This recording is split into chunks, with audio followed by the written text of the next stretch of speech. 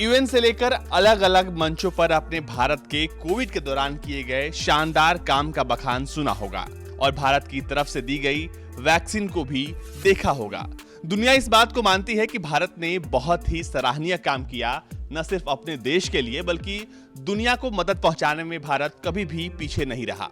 जिस वक्त में दुनिया में वैक्सीन की भारी कमी थी, भारत ने उस दौरान भी बाहर के देशों को यानी कि दूसरे देशों को बहुत ज्यादा मदद पहुंचाई। और अब इसी कड़ी में एक प्रमुख अमेरिकी सहायता एजेंसी ने कहा है कि धरती को कोरोना महामारी से मुक्त कराने में भारत अहम भूमिका निभाने जा रहा है। बाइडेन के प्रशासन के तहत आने वाली US agency for international development यानी कि यूएसएड के मुताबिक भारत ने महामारी से लड़ाई के लिए टीके की उत्पादन क्षमता बढ़ाई है और अक्टूबर में वैक्सीन मैत्री और कोवैक्स के तहत टीके का निर्यात भी शुरू करने जा रहा है। ऐसे में स्पष्ट है कि महामारी से जूझ रहे पृथ्वी ग्रह को बचाने के लिए भारत की खोज और उसका निवेश अब पूरी दुनिया में काम आने वाला है। यूएसएड ने कहा है कि अभी हम कठिन समय से गुजर रहे हैं, टीकों का संकट है, लेकिन भारत से उम्मीद है कि उसके फैसले से व्यवस्था पटरी पर लौटेगी।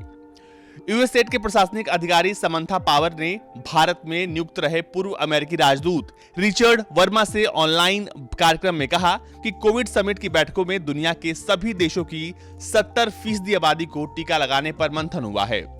अगले साल यूएनजीए की बैठक से पहले ये लक्ष्य हासिल करना है। ऐसे में कहा जा सकता है कि भारत मार्गदर्शक बन सकता है।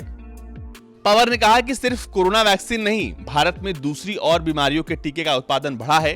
दूसरे देश जैसे रवांडा, सेनेगल ने भी रफ्तार पकड़ी है और अपने यहाँ वो टीकों का उत्पादन कर रहे हैं। पवार ने यह भी कहा कि भारत की वो हर संभव मदद करने को तैयार है। दक्षिण अफ्रीकी देश भी बेहतर करने की कोशिश कर रहे हैं। ऐसे सभी विकासशील देशों की मदद करना भविष्य के लिए बहुत जरूरी है। जानकारी के लिए आपको बता दें कि पीएम मोदी ने यूएनजीए के मंच से डीएनए वैक्सीन की भी बात की थी और यही बताया था कि भारत कैसे वैक्सीन को लेकर लगातार आगे बढ़ रहा है। दुनिया की पहली डीएनए वैक्सीन विकसित कर ली है, जिसे 12 साल की आयु से ज्यादा के सभी लोगों को लगाया जा सकता है। एक और mRNA वैक्सीन अपने डेवलपमेंट के आखिरी चरण में है।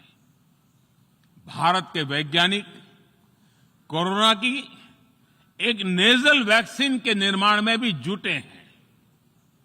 मानवता के प्रति अपने दायित्व को समझते हुए भारत ने एक बार फिर दुनिया के जरूरतमंदों को वैक्सीन देनी शुरू कर दी है।